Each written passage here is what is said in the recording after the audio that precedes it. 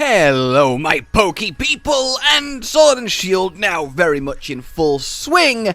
Let's be honest, there's been a lot of mixed opinion on it. It's almost a shame really that it's the most selling Switch title ever, but I will admit I don't think it's anywhere near as bad as, well, the drama leading up to it would imply. And what I do think is actually especially good is the Pokemon designs. I mean, not all of them.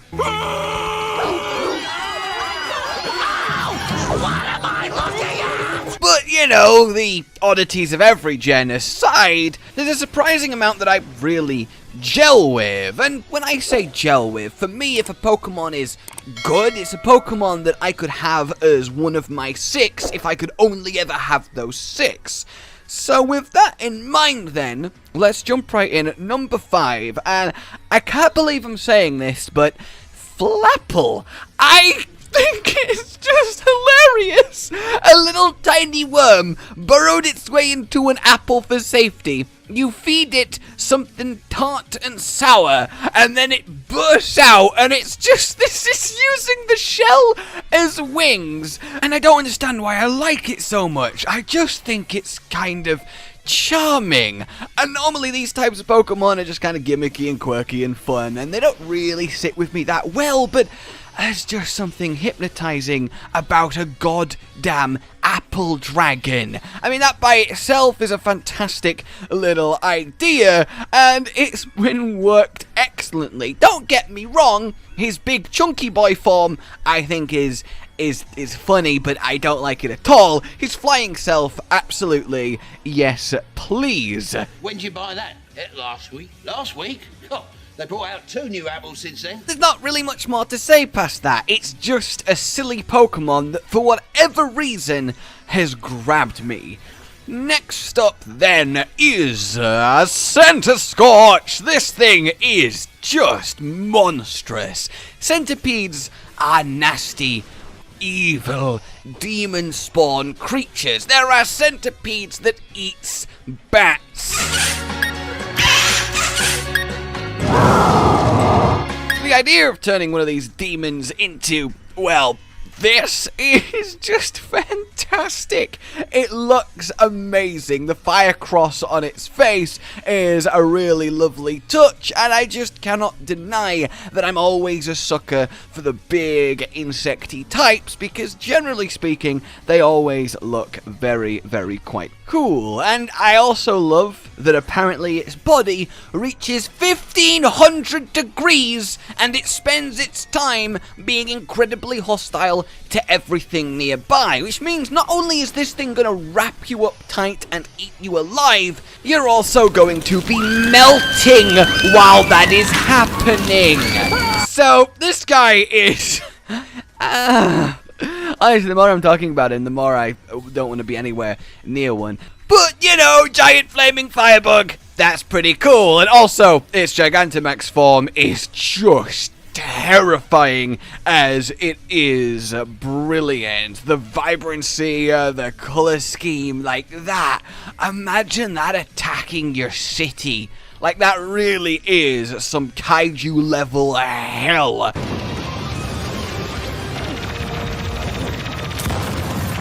It's not the most, well, brilliantly competitive Pokemon, though it is fairly bulky, so that's nice. Then again, I've been out the competitive scene for a long time, so I just might be making that up completely. And early, I honestly don't care about how good a Pokemon is. All of my favorites always have been chosen purely on aesthetics and that kind of intrinsic instinct you get, which is like, yeah, I like using this. This is good. This feels good. This lovely, flat, smooth, burning body feels good. Running my hand down it like, ah! So, next up at number 3, I can't deny this is one of my favorite starters for a long, long time. It is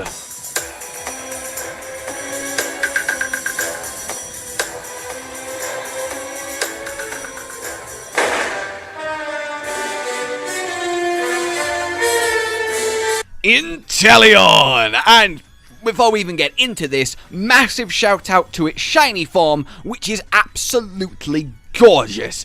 But I adore this suave motherfucker. This is the first time ever where the fire choice has not been my favourite of the starters. Infernape is my favourite monster. Yeah, wait, no, we're catching them, we're not hunting them. Alright, gotta remember what universes I'm in. Infernape is my favourite Pokemon, and I, well, don't see that changing for a while, but I cannot deny the watery goodness of this chameleon. I love my reptiles, I own a load of them, and he's so suave. He is based on James Bond, and that makes sense, and I do love that generally in a region dex, the water starters begin at 007, so that's really kind of a nice little nod. And I also love that this guy is set up around the idea of the golden gun, the one shot, one kill, the sniper ability to then combine with his snipe shot, which does have a higher chance to crit, even though it doesn't say in the move text, and just the casual finger point.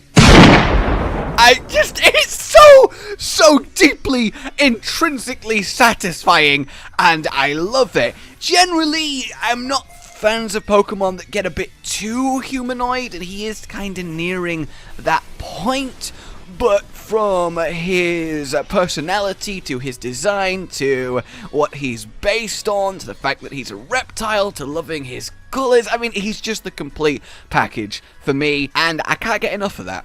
Coming in then at number 2, it's Dragapult.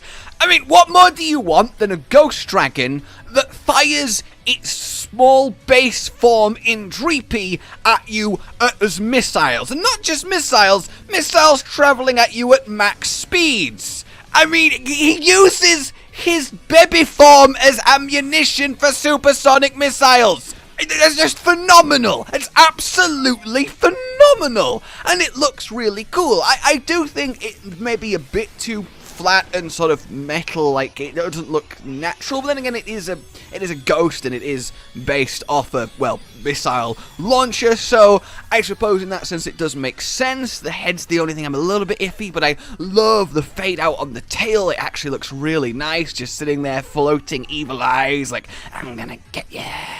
And I really do get behind that. I think he's just a wonderful concept, and I think he's a phenomenal choice for the pseudo-legendary of the gen. I think he just works excellently and is an absolute joy to use. There's just something so about him, and I realize saying like, imagine if people actually, so I got this game and I recommend you play it. It's very you say yes, oh, well, in that case, I know nothing new about it. Oh, that's a shame.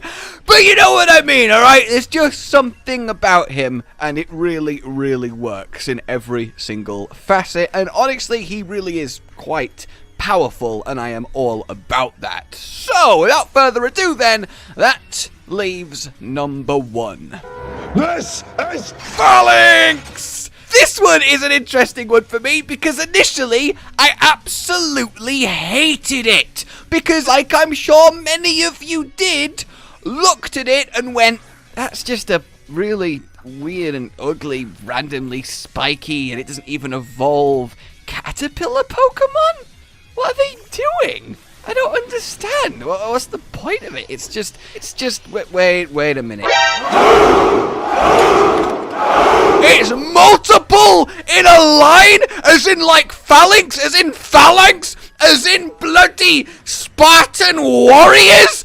And then it clicked, and it was just, that is just amazing. Yes, please. I absolutely adore this thing. Every time I throw it out, it's just like, boy. And I am all about that Falinks life. It doesn't need to evolve. It is perfect the way that it is. And the signature move that it gets is just incredible. No retreat.